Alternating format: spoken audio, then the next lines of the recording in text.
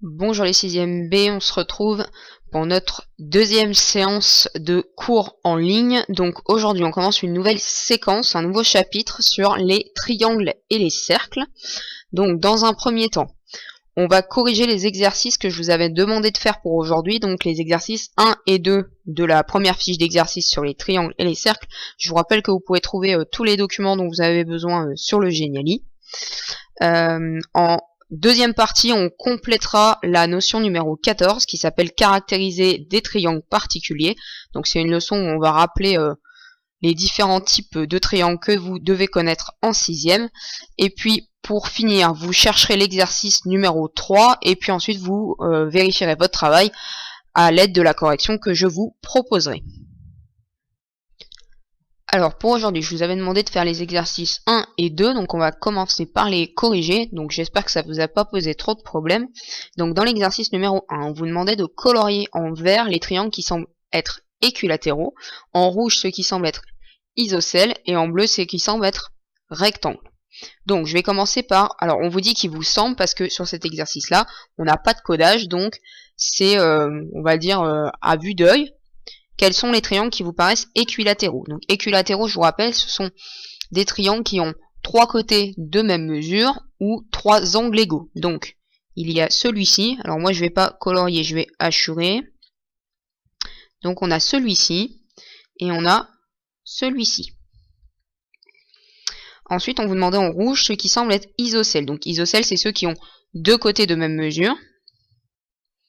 Donc on a celui-ci et celui-ci, puisque ce côté et ce côté semblent égaux. Et ici, pareil, on a ce côté et ce côté qui semblent égaux. Il nous reste une dernière catégorie, en bleu, les triangles qui semblent être rectangles. Donc ici, il y a un angle droit, donc ce triangle-là, on peut le colorier en bleu. Par contre, dans le triangle du dessus, attention, l'angle qui est ici, on voit bien que c'est pas un angle droit, il est un petit peu plus grand que l'angle droit, donc le triangle qui était ici ne fait partie d'aucune des trois catégories, on appelle ça un triangle quelconque.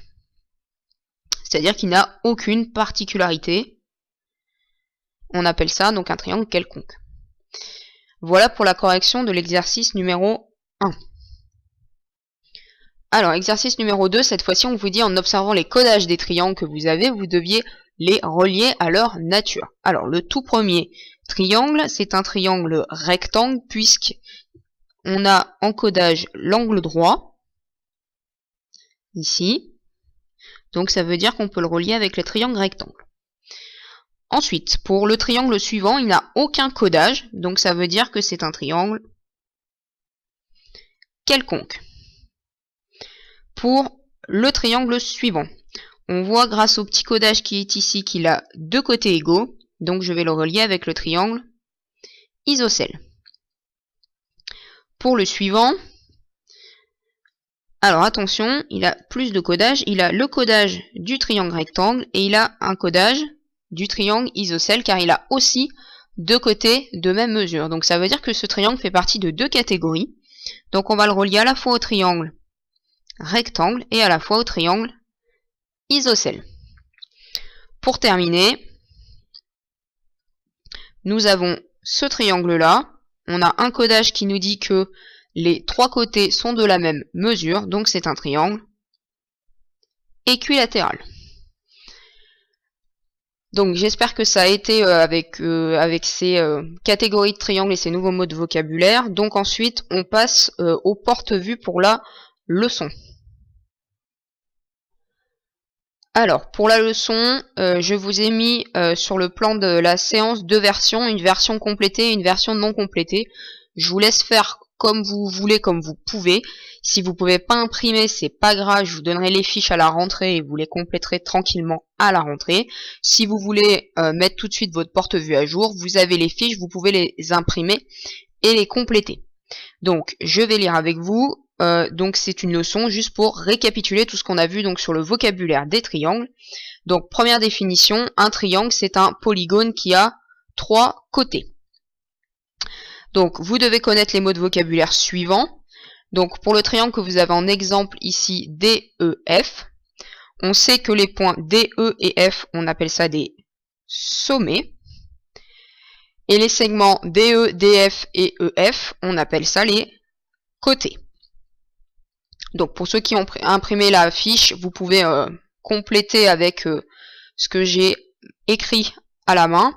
Vous pouvez bien entendu faire pause pour avoir le temps de tout noter.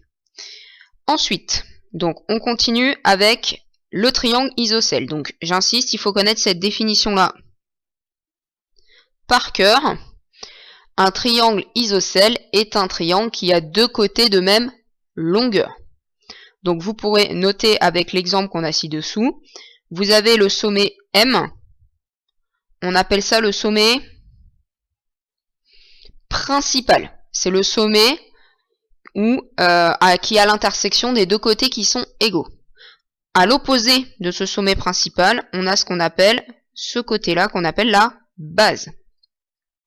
Donc je vous laisserai noter, on dit que ce triangle MNP est isocèle en M.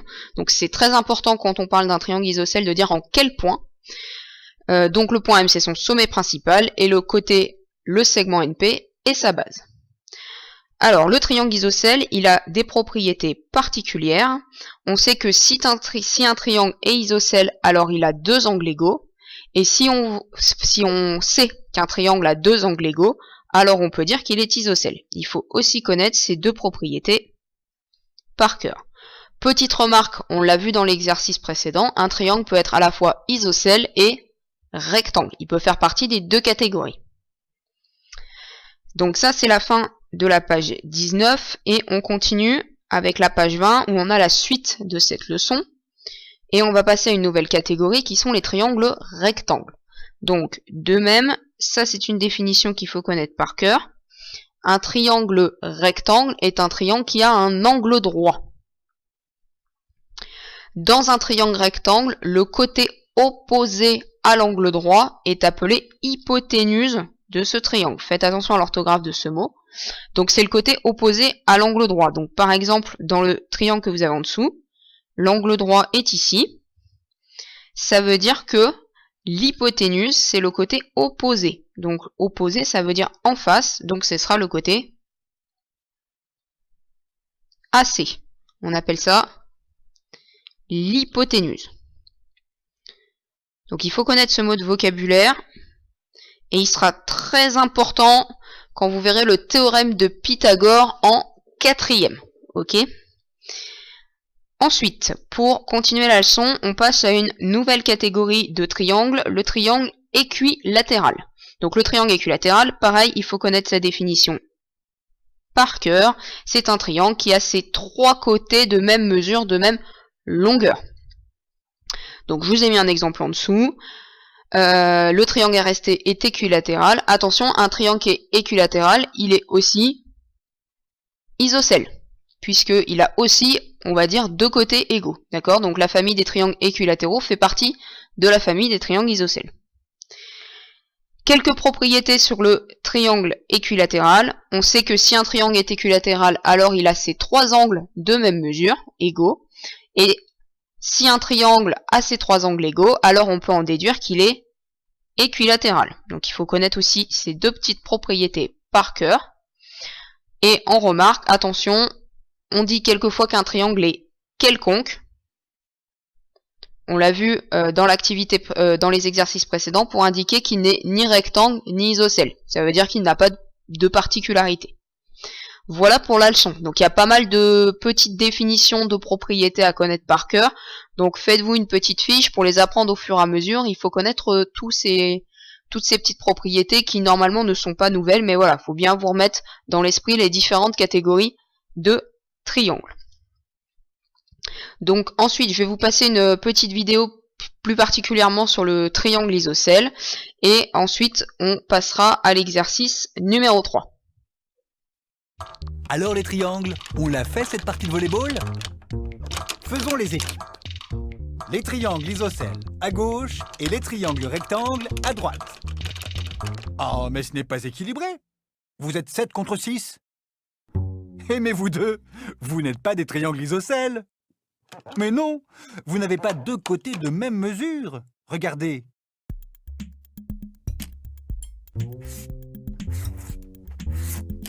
Tu vois, tes trois côtés sont de longueurs différentes, alors qu'un triangle isocèle a au moins deux côtés de même mesure. Je vais te montrer.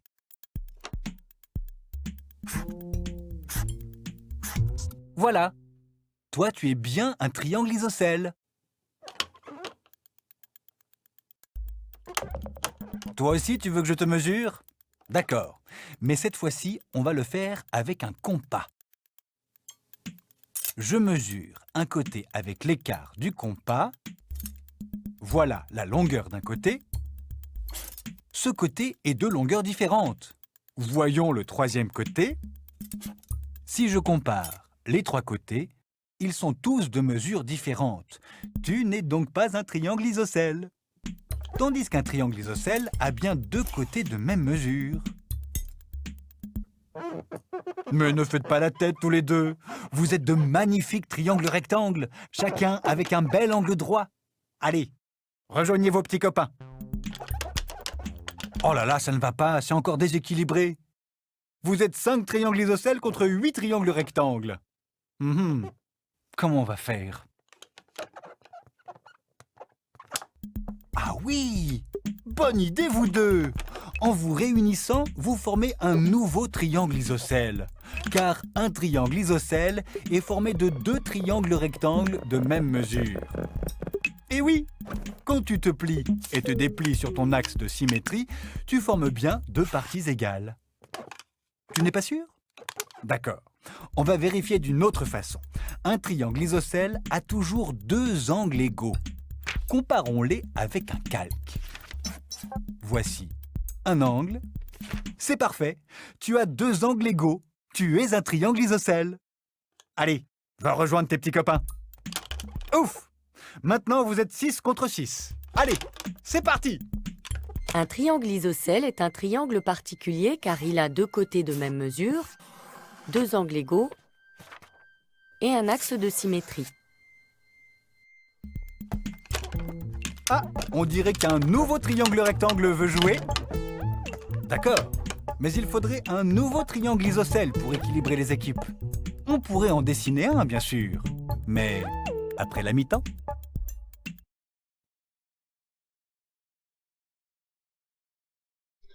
Alors, l'exercice numéro 3 est un bon moyen d'appliquer toutes les propriétés qu'on vient de voir sur la leçon précédente. Vous avez 4 triangles. Et en observant le codage, vous devez donner la nature des triangles. Donc, quand on vous demande la nature d'un triangle, et ben tout simplement, on vous demande si c'est un triangle rectangle, isocèle, équilatéral. Et attention, il faut justifier à l'aide d'une propriété du cours. D'accord? Donc, ça veut dire, il faut me dire, ce triangle est isocèle parce que telle raison, etc., etc. Attention en utilisant les codages des figures. Donc je vous laisse mettre la vidéo en pause le temps de faire vos 4 phrases pour chaque triangle.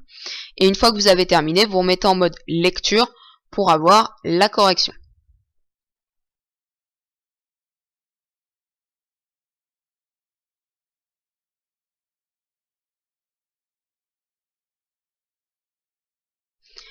Correction de l'exercice numéro 3. Alors, pour le premier triangle, c'est un triangle qui est isocèle puisqu'il a deux côtés égaux. C'est ce codage qui nous le dit. Donc, le triangle numéro 1 est isocèle. Alors là, je ne peux pas préciser en quel point puisque il n'y a pas de sommet. Les sommets ne sont pas nommés sur les figures, mais ce serait ce point-là. Est isocèle et en justification, car il a deux côtés égaux. Donc c'est ce que j'attends comme justification. Ensuite, pour le triangle bleu, le triangle numéro 2. C'est encore un triangle isocèle, puisqu'il a deux angles de même mesure. Donc le triangle numéro 2 est isocèle, car il a deux angles de même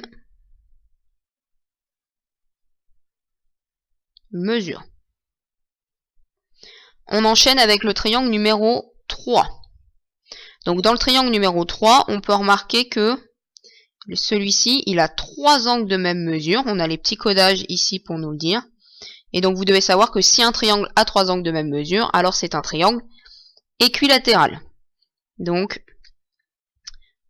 réponse, le triangle numéro 3 est équilatéral car il a 3 angles de même mesure.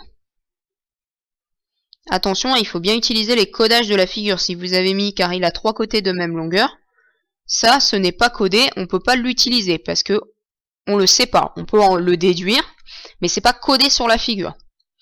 Pour terminer, le dernier triangle, donc il a un angle droit, donc ce sera un triangle rectangle, et en plus il a 2 côtés de même mesure, donc il fait partie de 2 familles.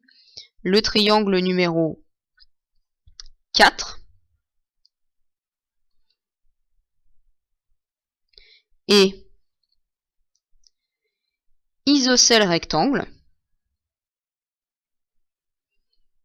car il a un angle droit et 2 côtés de même mesure.